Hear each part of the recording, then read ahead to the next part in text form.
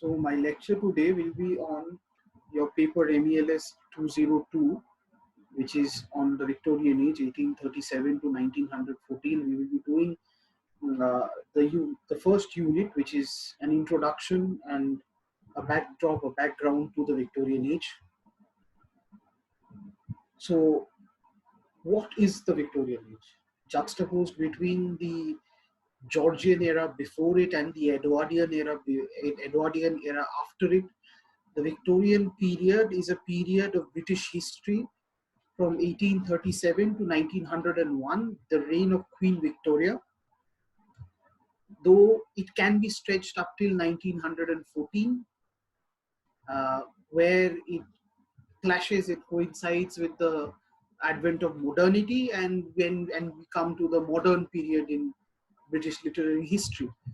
Now, this Victorian period is a very long drawn period of almost 100 years, not 100 years, but almost 80-90 years. So there are a lot of things happening in this period. There are a lot of significances. There are a lot of motives coming in, going forward. So it's a huge age, and a very interesting feature of the Victorian period is that this is a period where novels and poetry and drama, to a certain extent, it became popular, and it was the mainstream, and it became mainstream simultaneously. So you have Charles Dickens, and you have and you have Thomas Hardy, you have Robert Browning, you have the PreRaphaelite poets, you have Oscar Wilde, who's writing novels, who's writing dramas, who's writing poetry. So it's a very versatile age on all counts, from its literary standpoint, from its political and cultural standpoint, from its sociological standpoint. It's a very diverse age. And to start the introduction to the Victorian Age, I think no image can be more appropriate than that which shows the workings of inside a Manchester mill, all the laborers working with their machines. And if you read the epithet below, those dark satanic mills, we will see that in the literature of the Victorian Age, these mills will time and again keep recurring. And in the novels of Hardy, in the novels of Dickens, William Blake writes this wonderful poem, Chimney Sweeper. So the factory becomes a recurring motif in the Victorian Age. Now, we must remember our history a little bit to understand this better. So in the 1700s, we have the Industrial Revolution. The power looms get installed in all the Lancashire mills, and with the advent of Industrial Revolution, suddenly money starts to proliferate beyond the boundaries of the landed gentry, the royalty, the dukes and the lords, and so on and so forth. And we have something called the middle class. So if we look in contrast to the earlier ages, where there is the aristocracy and there is the working class, now suddenly we have something called the middle class, who are not the aristocracy, but they have capital, they have a certain amount of money at their disposal, and with money comes power. If you look into Marxist criticism, with money comes power. And so they are getting a hold on the very dated and jaded aristocratic London society. So London society is no longer in the hands of only the aristocracy. Now we have a class of mill owners who are becoming more and more powerful. And now, see, again, the Industrial Revolution has both a plus point and a negative point. So the plus point is the proliferation of capital itself. But the negative point is what we concern ourselves in the Victorian Age, is what Dickens or Blake concerns themselves when writing a novel like Oliver Twist, or when Blake is writing about the chimney sweeper, or so on and so forth, is the point that with the advent of the machine, the requirement for human labor decreases manifold. The machine does the work of a number of human laborers at half the cost. So again, industrial revolution leads to the decommissioning of huge number of laborers, where cheap labor now has become, so there is an inequality on wealth. So just like the industrial revolution led to the proliferation of wealth, it also gives rise to inequality of wealth. Some people keep getting richer, the mill owners keep getting richer, and the laborers keep getting poorer, and their squalid condition, their terrible livelihood, their conditions are represented time and again in what is called the Condition of England novels, uh, a, a genre of novels popularized by the Victorian novelists. Uh, uh, the Condition of England novels, which tells the condition of England, and not the condition of the aristocracy, but the condition of the middle and the lower middle class, to the condition of the laborers, condition of the workers. What happens to them? The squalid, the squalor in which they live their lives in. And so this motive that the mills are, with industrial revolution, the mills were symbolized as a God sent gift.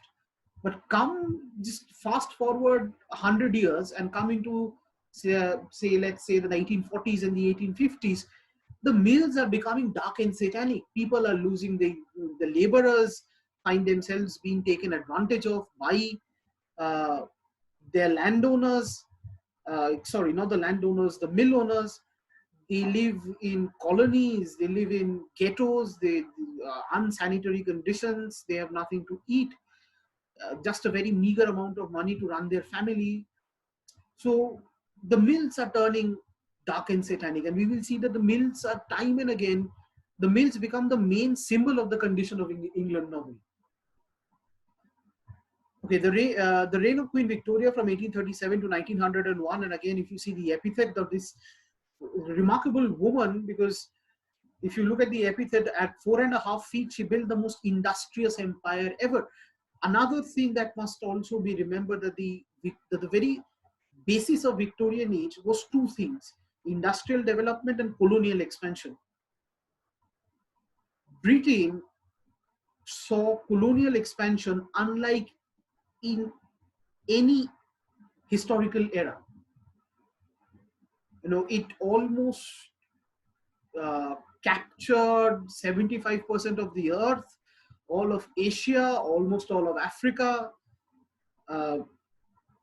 So England got recognized as a major colonial power.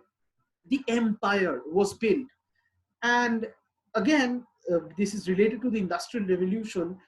This was also the age of scientific innovations, technological innovations, the light bulb, the telephones, the railway carriage, maritime modifications, the ships becoming sturdier. The ships are now able, the technologies, the navigation technologies used make the ships able to go faster and wider on those oceans. They undertake even longer journeys. Their arms and ammunitions and munitions, their cannons are also becoming bigger and deadlier. They master the art of building bridges, those cantilever bridges, the London Bridge on the River Thames. So all these technological innovations helped in the colonial expansion, and they created the foundation of the entire Victorian era, because industrial development and colonial expansion gave money, gave capital. Now, colonial expansion obviously gave money by capturing someone else's wealth, but we'll not go into that politics as of now. There is always a post-colonial aspect to the entire story, but we will willfully ignore that part now. So colonial expansion and industrial development gave rise to a huge amount of capital, and any age which has surplus money does great things with it. So another feature of the Victorian age is it's the constant tussle between science and religion. Uh, the Victorian age saw a crisis of faith. It put its feet down and said that it would not just blindly follow the church. It would not blindly follow the Pope. Well, there's no point in blindly following the Pope, because already there is if you remember the Reformation in the age of King Henry VIII, the Church of England was created and England was excommunicated from the Vatican Roman Catholic Church, and the king or the monarch of England becomes the head of the Church of England. But still, the Church of England was created to keep the church corruption free, but then corruption seeds its way through, and the Victorian age stamps its feet down and said, okay, we are not accepting everything that the church says. We will look at every point of view from a scientific standpoint. We will assess things, and only then we will believe anything that you say. We have heads on our shoulders, we have brains which work, so we are not going to blindly accept whatever it is that you tell us is happening with the world. And if you look at Helmstadt's quote here, it will only tell you what I had been discussing so far. So the Bible got secularized. People stopped believing in the fact that the earth was created when God said, let there be light, and there was light, and then it rained for 7 days, and so the oceans were built. No. Subjects like biology, geology, geography came up, anthropology came up, and suddenly everything had a scientific backup. Now, name of these books are very important. None more than Charles Darwin's The Origin of Species and Thomas Henry Huxley's Man's Place in Nature. Darwin's Origin of Species is the most important because it proved that human beings are not made in the shadow of God, in the picture of God, but man has evolved from the tiniest amoeba, tiniest organisms, and made its way through the various stages and the apes, and now has been transformed into Homo sapiens. So the Origin of Species absolutely negated whatever the church had been teaching for centuries now. And again, Huxley's Man's Place in Nature also deals with the same thing. And Huxley does a very interesting thing. He comes out with the word agnosticism in A Man's Place in Nature, which means religious skepticism. Now, this word agnosticism can be used to describe the entire attitude of the Victorian age.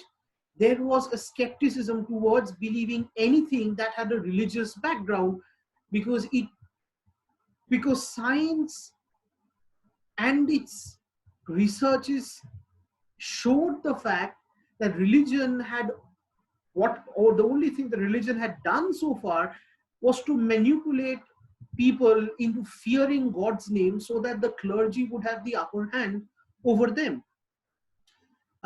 Ludwig Feuerbach's Essence of Christianity is also important, because here he criticizes the Bible, which is again a sin in those days, but he criticizes the Bible. And Charles Lyell's The Antiquity of Man is also written in the same vein. The Victorian age saw a plethora of political reforms. It was also, so the Victorian age is characterized with an individualism. Everyone here realizes the fact that they have an identity, and for the first time they are not willing to let others manipulate them anymore. They realize the assertion made by Rousseau, the Enlightenment thinker, I think, therefore I am. And so they realized that they thought and they had an individuality, they had opinions, they had rights, they had reasons which had not been given to them for so far, and they started demanding for it. They no longer stayed manipulated and hegemonized under the clergy, under the religion, under the clergy, under the landed gentry, but they started to find their own voice.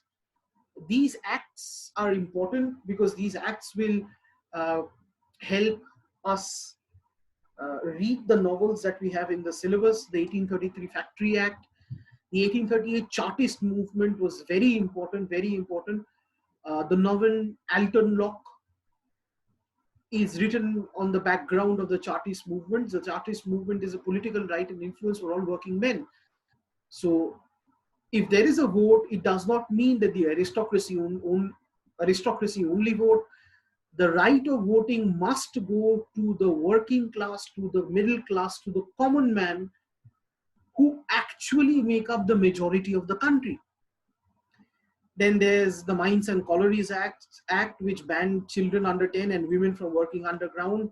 And then there are two reform bills which started giving voting rights, first in 1867 to all settled male tenants in the cities, and in 1884 to all settled male tenants in the cities as well as the villages. Now, one thing, which something that is very important, is that the women still did not have any voting rights. And this is something, again, there is a feminist point of view to it with the first wave of feminism, which is coming up, the suffrage movement with Kate Millett and so on and so forth. Even we find people like John Stuart Mill writing Subjugation of Woman. There are books like The Vindication of the Rights of Woman, written by Shelley, Mary Shelley, of course, which speak about this inability of this domination on women and the manipulation that is still being going on the women.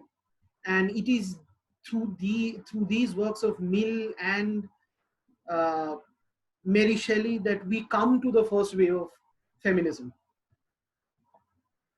Now we come to the last part of the introduction, which are the literary movements. The Oxford movement, the aesthetic movement, and the Pre-Raphaelite movement. The Oxford movement wanted to communicate England again with the Roman Catholic Church within the Church of England. During the Reformation,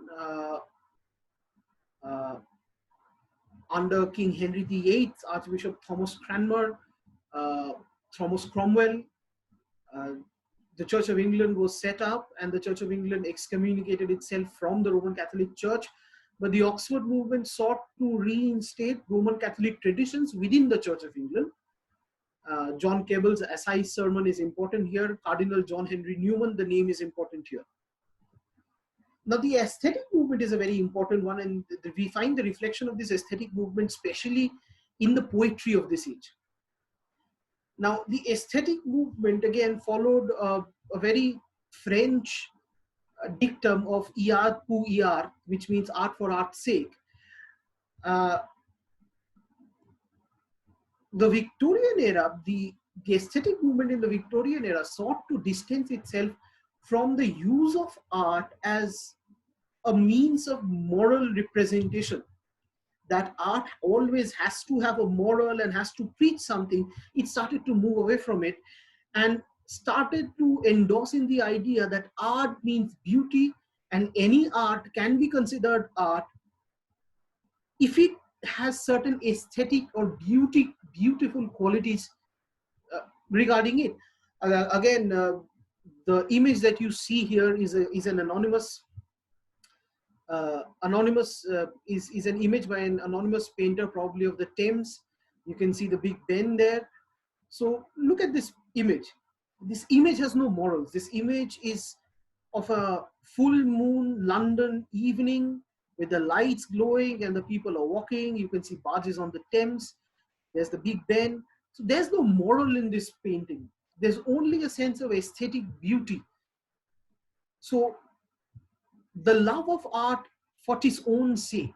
So when you look at a painting, When you look at a poem, when you look at any literary or artistic creation, and you don't gauge its importance according to its morals or values. If it has high morals, if it expresses high morals, then it is a very good piece of art or literary creation. No. If it's beautiful, it is a good piece of art. Walter Pater's The Renaissance is important in this respect. You only need to know the name, that's it. Now we come to the last part, which is the Pre-Raphaelite movement. Now, the Pre-Raphaelite movement started around in the 1850s, and it was a reaction against the Royal Academy of Art under its first headmaster and perhaps one of the greatest painters England has ever seen, Joshua Reynolds. Again, the Pre-Raphaelite movement is not only an artistic movement, it is a literary movement too. What it sought, art in the Victorian age, since the Victorian age sought this abundance of scientific endorsements, even art became very scientific and very mathematical. Something that you can even see in the music of this age, you know, in the symphonies of Bach, Schubert, Schumann, even in the symphonies of Mozart. Music is becoming very formulaic. Music is becoming very mathematical. You know, you can draw a graph, and each point of the graph gives you one point of the art or one point of the music. The Pre-Raphaelite movement sought to protest against this this rigid form of art.